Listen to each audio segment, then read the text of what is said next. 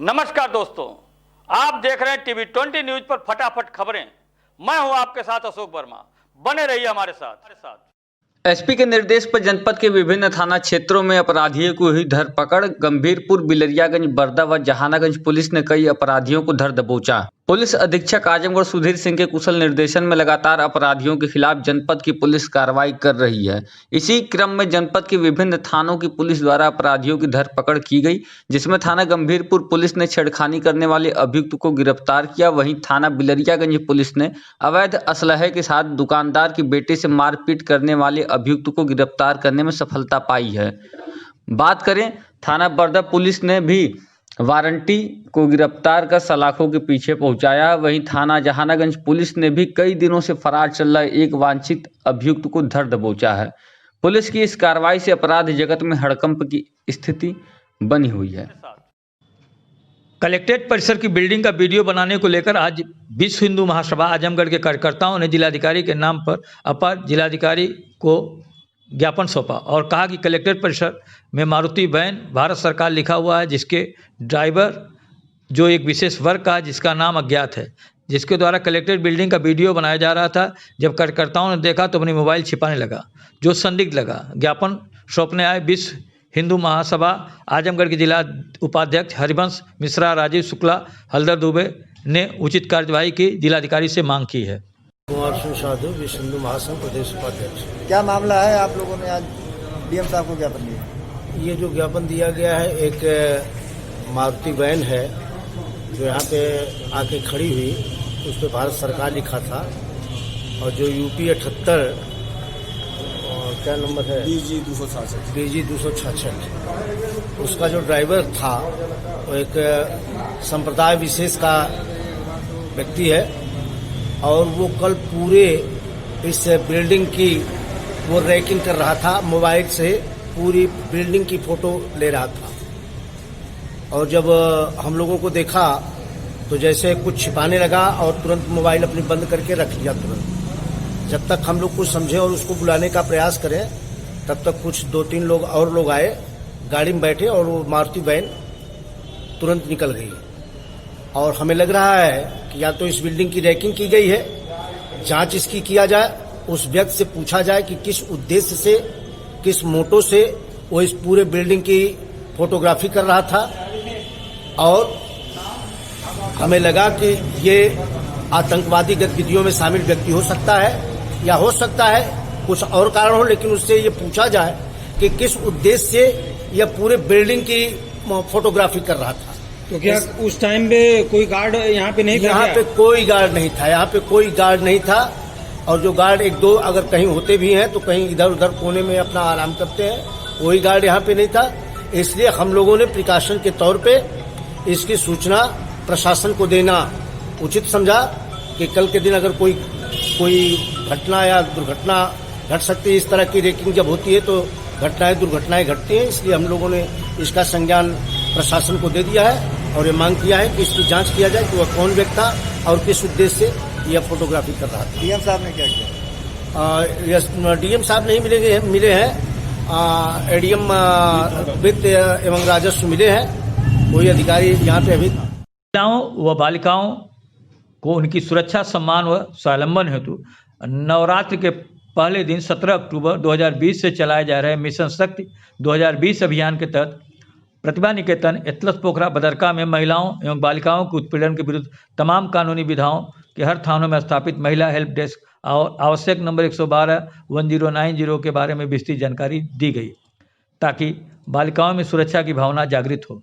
और किसी प्रकार के हो रहे उत्पीड़न के विरुद्ध निसंकोच आवाज़ उठाएं। साथ ही यूपी कॉप ऐप के बारे में भी आवश्यक जानकारियां दी गई, जिसे कोई व्यक्ति अथवा महिला अपने एंड्रॉयड फ़ोन में डाउनलोड करके विभिन्न प्रकार के कंप्लेंट घर बैठे दर्ज कराकर समस्याओं का निवारण कर सकें। कार्यक्रम में काफ़ी संख्या में महिलाएं व छात्राएं उपस्थित थीं। और इसका निवारण कराएं, 100% निवारण इसका। और ये अभियान का मुख्य उद्देश्य यही है कि आपके अंदर जो आत्मसम्मान है, जो सम्मान है, जो सुरक्षा की भावना है, वो जागृत हो। तो वो जागृत तब होगा जब आप समस्या को बताएंगे। जैसे आप जिलाधिकारी द्वारा दिए गए निर्देश के क्रम में खाद्य सुरक्षा एवं औषधि प्रशासन आजमगढ़ की टीम द्वारा आगामी शादी ब्याह एवं अन्य मांगलिक कार्यक्रमों में शुद्ध दुग्ध एवं दूध उत्पादों की उपलब्धता सुनिश्चित करने हेतु पूरे जनपद में अभियान चलाकर कुल 3 नमूने संग्रहित कर राज्य की जन विश्लेषण प्रयोगशाला उत्तर प्रदेश को प्रेषित की गई, जिसकी जांच रिपोर्ट प्राप्त होने के बाद खाद्य सुरक्षा एवं मानक अधिनियम 2006 के सुसंगत प्रावधानों के तहत कार्रवाई की जाएगी। इस अवसर पर मुख्य सुरक्षा अधिकारी दिनेश कुमार राय, खाद्य सुरक्षा अधिकारी अंकित कुमार सिंह, राकेश कुमार शुक्ला, प्रेमचंद, अनिल आदि उपस्थित थे।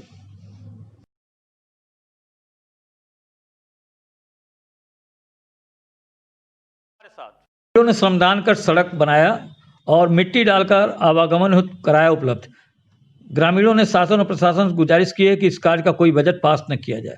आजमगढ़ जिले ग्राम सभा नारायणपुर में सड़क पर वर्षों से जल जमाव लगता था, जिससे ग्रामीणों और छात्र छात्राओं को स्कूल कॉलेज आने जाने के लिए काफ़ी परेशानियां उठानी पड़ती थी।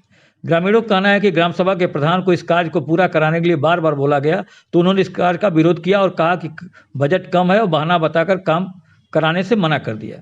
ग्रामीणों ने श्रमदान कर सड़क पर मिट्टी डालकर इस समस्या का निवारण कर दिया है। ग्रामीणों ने शासन और प्रशासन से गुजारिश की है कि इस कार्य का कोई बजट पास न किया जाए। श्रमदान कार्यक्रम में हरिशंकर यादव, राजनाथ यादव, टुनटुन यादव, बांके यादव, सुनील यादव, रामधनी यादव, विजय यादव इत्यादि काफ़ी लोग मौके पर मौजूद थे और इनकी सराहनीय भूमिका रही है।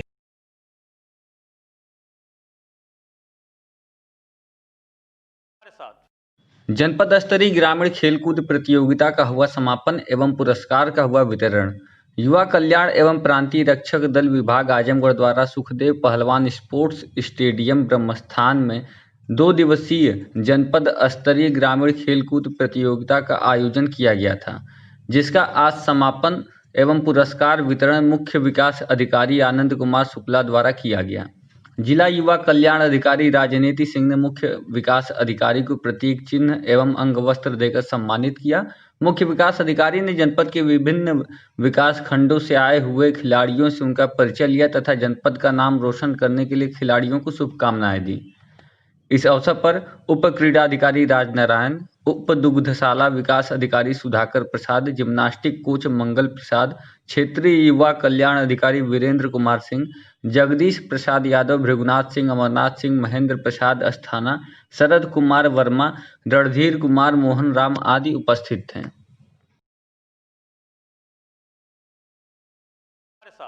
विवाद को लेकर 2 पक्षों में चटकी लाठियां, 2 घायल हुए। घायलों की हालत गंभीर देखते हुए उन्हें जिला अस्पताल के लिए रेफर कर दिया गया है। पुलिस मौके पर पहुंचकर घटना की जांच में जुट गई है। आपको बताते चले कि पूरा मामला आजमगढ़ जिले के फूलपुर थाना क्षेत्र के ग्राम सभा खोरासों का है, जहां जमीनी विवाद को लेकर 2 पक्षों में खूनी संघर्ष हो गया, जिसमें जमकर लाठी डंडे व ईंट पत्थर चले, जिससे कई लोग गंभीर रूप से घायल हो गए। गाँव के रहने वाले कुछ दबंगों ने उमाशंकर यादव को अकेले घर पर पाकर लाठी डंडे से सर पर कुल्हाड़ी से प्रहार कर दिया, जिससे उमाशंकर यादव के सिर में गंभीर चोटें आई और लहूलुहान होकर के जमीन पर गिर गए। उसी दौरान दुर्गा प्रसाद यादव और चंद्रावती मौके पर पहुंची और छुड़ाने का प्रयास किया तो दबंगों ने उनकी भी एक न सुनी और उन्हें भी लाठी डंडे से पीटने, जिसे दुर्गा प्रसाद यादव को चेहरे पर ईंट के जख्म लगे और हाथ की उंगलियां भी टूट गई। वहीं घर के सदस्य खेत गए हुए थे, जिसे गाँव के कुछ व्यक्तियों ने सूचना दी। उमाशंकर को घायल अवस्था में देख आनंद फानन घर के लोग सामुदायिक स्वास्थ्य केंद्र में ले आकर भर्ती किए। आइए सुनाते हैं कि घटना के बारे में परिजनों ने क्या कुछ कहा। मामला यह है कि हम नेपाल आल हमें तो नापत रहना तो हम कहनी भैया विवाद लिखा तो कहना कि काहे के हमार उधर कहना हमार तो उनकर बटवा का हम बुला दिन सभा के तो हम कहनी का दिन सभा बुलाई हमार है तो हमार चाहिए और दूसरा घर रहन वो कहनी हो हमार तो वही खातिर लोग झपला के हमें मारा लगा। कौन मारा था? रुदल रहना और केदार। मामला यही था सर कि वहाँ पे नेपाल जी आए थे, सर्वे कर रहे थे। हमारे पिताजी ने जो है सही बोला कि इनका भी उसमें हिस्सा है। तो जो लोग क्या किए 5, 6, 10 लोग थे, सभी लोग जुट के उनको मारने लगे तो हम दौड़ के आए तो हमें भी मार। कौन लोग मारने लगे? क्या नाम है उनका? नाम रुदल है। ज्वाइंट मजिस्ट्रेट गौरव कुमार ने चौपाल लगाकर सुनी जनता की समस्याएं। प्राथमिक विद्यालय एकमा शिक्षा क्षेत्र तहबरपुर पर ज्वाइंट मजिस्ट्रेट गौरव कुमार ने चौपाल लगाकर जनता की फरियादें सुनी। वहीं राजस्व विभाग की टीम, बिजली विभाग की टीम, आंगनबाड़ी, स्वास्थ्य केंद्र के कर्मचारी भी इस दौरान उपस्थित थे। जनता प्रार्थना पत्रों का तत्काल समय से निस्तारित करने हेतु उन्होंने मातहतों को आदेशित किया। मौके पर लंबित मामलों का भी निस्तारण किए जाने का उन्होंने निर्देश दिया। इस दौरान ज्वाइंट मजिस्ट्रेट गौरव कुमार ने मीडिया से बातचीत में क्या कुछ कहा, आइए सुनाते हैं। तीनों चीजें यहाँ जांच कर देंगे मुफ्त में, चाहे पुरुष हो चाहे महिला हो। ये सभी जांच आप यहाँ करा लीजिए। जो गर्भवती महिलाएं हैं और छोटे बच्चे जिनके घर में हैं, उनको जितने टीके लगने हैं वो आज लगवा लीजिए जिनका डेट है। आशा एएनएम सब आपकी यही है, तो टीकाकरण कर रहे हैं मुफ्त में। जो भी गर्भवती महिलाएं हैं या छोटे बच्चे जिनके घर में हैं, वो सुनिश्चित करेंगे। जितने वृद्ध लोग यहाँ हैं, 50 वर्ष से ऊपर जो भी व्यक्ति हैं, सभी लोग अपने कोरोना की जांच यहाँ करा लें। ये जांच मुफ्त में की जा रही है। आप संतुष्ट हो जाएंगे कि आपको नहीं है कोरोना। ये भी यहाँ जांच कर रहे हैं स्वास्थ्य विभाग वाले। आपके घर में छोटे बच्चे हैं, उनका वजन करा लीजिए ताकि पता लग जाए कि कोई बच्चा कुपोषण का शिकार तो नहीं है। ये सभी जांच यहाँ स्वास्थ्य विभाग में की जा रही है। सामने ही अपना मेज लगा रहे हैं। आशा आंगनवाड़ी की सहायता से आप अपनी ये सभी जांचें यहाँ करा लें, इसमें कोई समस्या नहीं है। फिल्मों में लिखी जाने वाली पटकथा अब हकीकत में तब्दील होती दिखने लगी है। मंगलवार की रात अंबेडकर नगर के भीटी थाना क्षेत्र में जो कुछ ऐसा ही घटित हुआ जो एक फिल्मी पटकथा के समान रहा। घर से सज धज कर दुल्हन लेने के लिए निकले दूल्हे को होने वाली ससुराल से महज चंद मीटर की पहले ही दबंगों ने आतंक व डर दिखाकर वापस लौटने के लिए विवश कर दिया।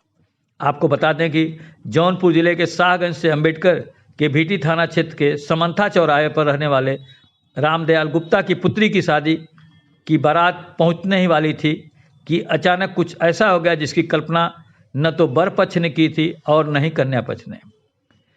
दुल्हन के घर से कुछ पहले ही 3 मोटरसाइकिल सवार दबंगों ने दूल्हे की गाड़ी को पहले महरुआ के निकट ही वापस करने का प्रयास किया, लेकिन वहां उन्हें सफलता नहीं मिली। बारात के साथ दूल्हे की गाड़ी जब समंथा चौराहे से महज 200 मीटर पहले पहुंची थी, उसे एक बार फिर दबंगों ने रोक लिया तथा दूल्हे को धमकी देते हुए वापस लौट जाने को कहा और दबाव बनाने के लिए दबंगों ने वहां फायरिंग भी की। दबंगों के आक्रामक रुख को देखते हुए दूल्हा बारात के साथ वापस लौटने को मजबूर हो गया। बारात वापस जाते ही कन्या पक्ष की सभी तैयारियां धरी की धरी रह गई। हालांकि पुलिस बारात लौटने की बात तो स्वीकार कर रही है, लेकिन फायरिंग की घटना से इनकार कर रही है। पुलिस अधीक्षक ने बताया कि मुकदमा दर्ज कर जांच की जा रही है। आइए सुनाते हैं कि परिजनों व पुलिस अधीक्षक ने घटना के बारे में क्या कुछ कहा। जैसे बारात यहाँ तक पहुँची थी कि नहीं पहुँची? नहीं, बारात में दोबारा ना आएगा भैया। आपको फोन करके बताएं यहाँ क्या बताए? ये बताएं कि गोली चली बा, गोली हमारे सबके लाग बा और हम आए न पाऊ जाम लाग तो यह बतिया हमारे नहीं आ जानो कुंड वाले आए नहीं, यही बापा ना जानो कानी का भा कानी का आना बस हमारे सबका कौन पता भैया, पापा पापा गए तो बंदरवादी मचाई। तो आप लोग थाने गई थी? हाँ, थाने आ गए हैं। तो थाने पे क्या? देखिए, आज ये जानकारी में आया है कि सामंथा गांव में एक शादी होने वाली थी, एक लड़की की शादी हो रही थी और बारात ने ऐन वक्त पे वापसी करके शादी करने से मना कर दिया। बारातियों की तरफ से जो सूचना प्राप्त हुई घर वालों को, उन्होंने ये कहा कि वो जब आ रहे थे तो कुछ 2 लड़कों ने उनके ऊपर फायरिंग की और उसकी वजह से वो डर के मारे बारात लेके चले गए। पूरे प्रकरण की तत्काल जांच कराई गई। जांच से पाया गया कि मौके पे फायरिंग जैसी कोई बात नहीं है। बारात का मन शादी का नहीं था, बदल गया था और इसलिए और पैसे वापस न देने पड़े, इसलिए उन्होंने बारात वापस की। जो जानकारी अब तक मिली है, मौके पे ऐसी कोई बात नहीं है और लड़की के घर वालों ने भी लड़के वालों पे आरोप लगाया है, जिसमें मुकदमा कायम किया जा रहा है कि उन्होंने सारी तैयारी कर ली थी, उसके बाद भी आन वक्त पर कुछ पैसों की बात को लेकर के उनका कुछ आपस में दुराव हुआ और लड़के वाले शादी से मना करके बारात वापस लेके चले गए। जो सुसंगत धारा है उस मुकदमा कायम किया जा रहा है। और आजमगढ़ जिले के जहानागंज थाना क्षेत्र के अमतही गांव में नशे में धुत पति ने पत्नी की गोली मारकर की हत्या। मायके वालों ने गाड़ी की मांग पूरी न होने पर हत्या का लगाया आरोप। पुलिस ने शव को पोस्टमार्टम के लिए भेजा। बता दें कि जौनपुर जिले के सरपताहा थाना क्षेत्र के चिल्लीरामपुर गांव निवासी पन्ना लाल ने अपनी पुत्री रेखा का विवाह 10 वर्ष पूर्व जौनपुर जिले के सराय ख्वाजा थाना क्षेत्र के उड़ली गांव निवासी गुड्डू नोना से किया था। गुड्डू बीते 6 माह से अपनी पत्नी को लेकर अपनी ननिहाल जहानागंज थाना क्षेत्र के अमदही गांव में रह रहा था। गुड्डू नशे में धुत होकर घर पहुंचा। किसी बात को लेकर पति पत्नी में विवाद हो गया। कहा सुनने के दौरान ही गुड्डू ने अपने पास रखा तमंचा निकाल लिया और पत्नी के सिर में गोली मार दी। गोली चलने की आवाज पर आसपास के लोग मौके पर जुट गए। लोगों ने आनंद फानंद में घायल रेखा को जिला अस्पताल पहुंचाया, जहां डॉक्टरों ने जांच के बाद उसे मृत घोषित कर दिया। गाड़ी की मांग पूरी न होने पर हत्या का आरोप लगाते हुए पति सहित 5 लोगों के खिलाफ नामजद रिपोर्ट जहानागंज थाने में दर्ज कराई है। वहीं इस मामले में प्रभारी एसपी पंकज कुमार पांडे ने बताया कि मायके वालों की तहरीर पर 5 लोगों के खिलाफ केस दर्ज कर आरोपियों को हिरासत में ले लिया गया है। पोस्टमार्टम रिपोर्ट आने के बाद ही आगे की कार्रवाई की जाएगी। 7-8 महीना एक बच्ची बहने की शादी मैंने किया तो उसको गाड़ी नहीं दिया और वो गाड़ी नहीं पाया तो बोला कि हमको गाड़ी नहीं देंगी तो आपको गोली मार देंगे, आपको कर दें, या तो हमको गाड़ी दिलाइए तभी छोड़ेंगे, नहीं तो हम छोड़ देंगे, हम ये कर देंगे। और उसके बाद वहाँ से आई लड़की नैहरे अपने पापा अम्मा से कही तो कहें ठीक हम बुलवाएंगे। तो लड़का भी आया तो बोले कि हम तो पापा कुछ नहीं करते थे। तो नहीं तो लड़की बोल रही कि पापा दारू पीकर हमको हरदम धमकी दे रहे हैं मारने के लिए, छोड़ने के लिए। तो नहीं माने, लड़की के ले आकर फिर अपने नलियाल गए, नलियाल ले जाकर गोली मार दी। किस बात के लेके? पैसा मांग रहे थे, दारू पी कर आए कि गाड़ी हमको नहीं दिलाएंगे, आज तुमको गोली मार देंगे। अब इसी लड़की वालों द्वारा थाना जहानागंज पर 147, 48, 149, 302 IPC का अभियोग 5 व्यक्तियों के विरुद्ध, जिसमें पति और उसके 4 अन्य भाई शामिल हैं, पंजीकृत कराया गया है।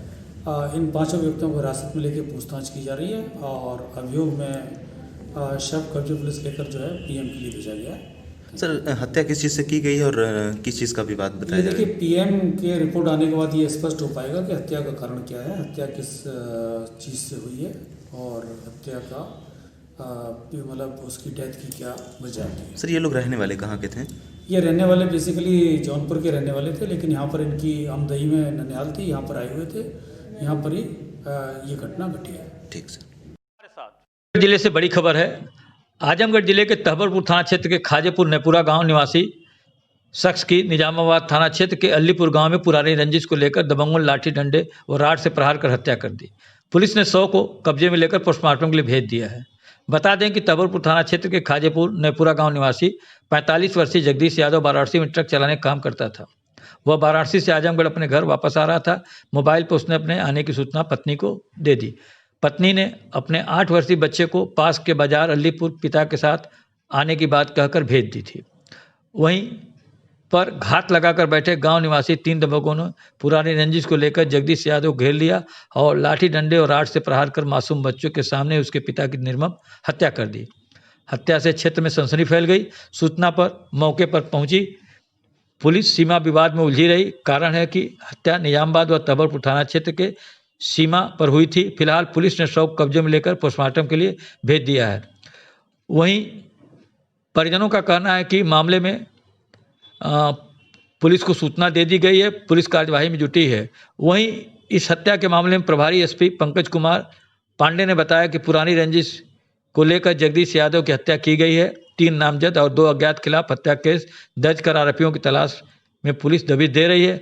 आरोपी जल्द ही पुलिस गिरफ्त में होंगे। आइए सुनाते हैं कि घटना के बारे में परिजन और पुलिस अधीक्षक ने क्या कुछ कहा। घटना हमारे पिताजी से वहाँ से आए हैं, क्या नाम है, गाड़ी चलाते हैं, बनारस से गाड़ी खड़ी कर आए यहाँ पे, फिर अलीपुर उतरे हैं। उसके बाद वहाँ जब घर जाने के लिए हुए हैं तो वहीं पर उनकी दुकान है। वो दोनों मतलब दुश्मन हो हमारे पुराने लोग। क्या नाम है उनका? उनका नाम है एक का नाम मंगल था, एक का नाम सतीश और एक का नाम गुड्डू। 3 लोग थे मतलब मारने के। पहले राड से मारे, फिर टक्कर। हाँ, पहले राड से मारे, फिर उसके बाद ट्रैक्टर चढ़ा दिए, फिर ईटा से पूछे। गोली भी मारे हैं ना।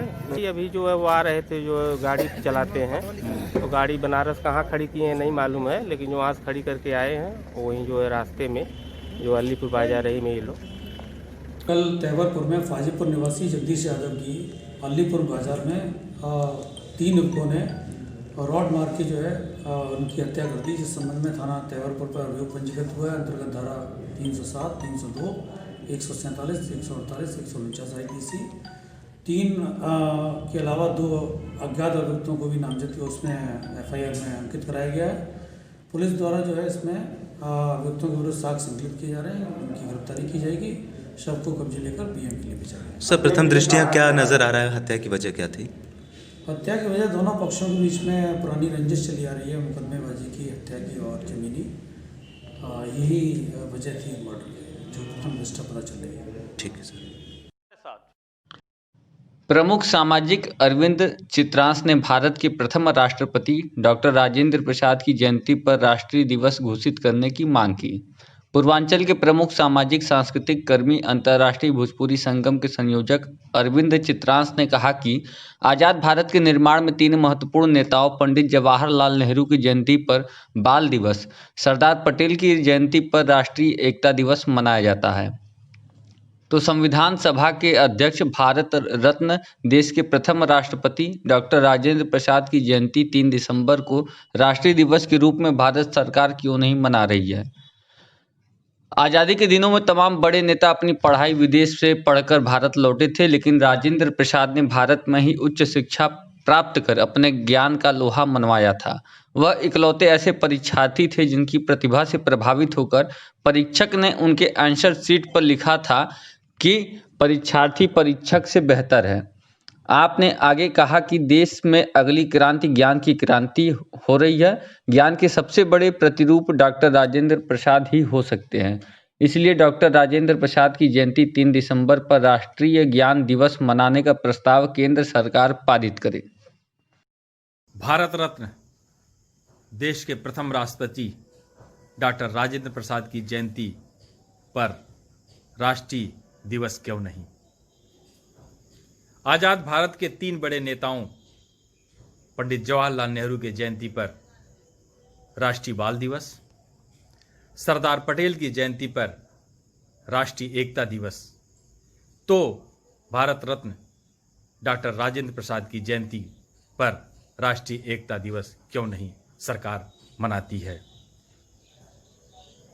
आज़ादी के समय देश में कई बड़े नेता विदेश से पढ़ाई पढ़कर लौटे थे, लेकिन डॉक्टर राजेंद्र प्रसाद अपने देश में ही उच्च शिक्षा का ग्रहण किए थे और अपने ज्ञान का लोहा मनवाए थे। इसलिए राष्ट्रीय एकता दिवस के रूप में डॉक्टर राजेंद्र प्रसाद ही शिक्षा के प्रतिरूप हैं। इसलिए डॉक्टर राजेंद्र प्रसाद की जयंती 3 दिसंबर पर राष्ट्रीय ज्ञान दिवस भारत सरकार को मनाना चाहिए, प्रस्ताव बनाना चाहिए। जय हिंद, जय भारत। मुख्यमंत्री योगी आदित्यनाथ जी की अध्यक्षता में चतुर्थ ऑनलाइन ऋण एवं टूल किट वितरण मेले का आयोजन वीडियो कॉन्फ्रेंसिंग के माध्यम से किया गया। कार्यक्रम में माननीय कैबिनेट मंत्री सूक्ष्म लघु एवं मध्यम उद्यम मंत्रालय उत्तर प्रदेश, अपर मुख्य सचिव सूक्ष्म लघु एवं मध्यम उद्यम मंत्रालय उत्तर प्रदेश शासन एवं बैंकों के मुख्य प्रबंधक एवं महाप्रबंधक उपस्थित थे। जनपद आजमगढ़ में जिलाधिकारी राजेश कुमार की अध्यक्षता में ANIC आजमगढ़ में 5 लाभार्थियों, जिनमें वाजिद पुत्र मोहम्मद अजहर को 5 लाख बैग निर्माण हेतु तथा अजीत सिंह पुत्र कमलेश सिंह को 10 लाख रुपया मिनी राइस मिल हेतु मुख्यमंत्री युवा स्वराजगार योजना अंतर्गत रमेश कुमार प्रजापति व दुबरी राम को 1 जनपद 1 उत्पाद मार्जिन मनी सहायता योजना अंतर्गत रुपये 10 लाख, ब्लैक पार्टी होत श्रीमती सोनिया उपाध्याय पत्नी शशांक उपाध्याय को 25 लाख, फर्नीचर उद्योग तथा दिलीप प्रजापति को 15 लाख कंप्यूटर असेंबलिंग हेतु प्रधानमंत्री रोजगार सृजन कार्यक्रम अंतर्गत दिया गया। इस प्रकार कुल 65 लाख का ऋण वितरित किया गया।